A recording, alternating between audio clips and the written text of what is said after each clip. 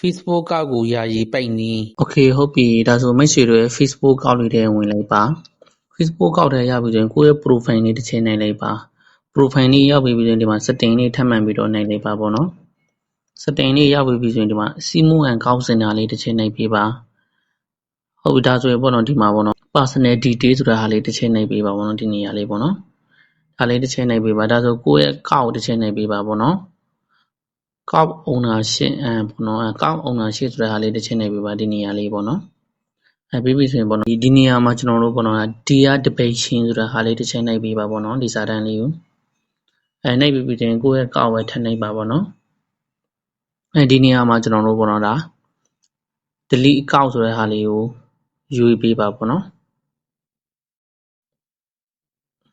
အဲ့ဒါဒီမှာ content new လေးထပ်မံပြီးတော့နှိပ်ပေးပါ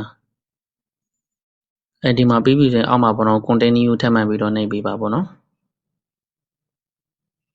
ဒီနေရာမှာ content new နှိပ်ပြီးပြီဆိုရင်ပေါ့နော်ဒီမှာကိုယ့်ရဲ့ password ထည့်ရမှာဖြစ်တယ်ပေါ့နော် password လေးထည့်ပါအခုထည့် password လေးထည့်လိုက်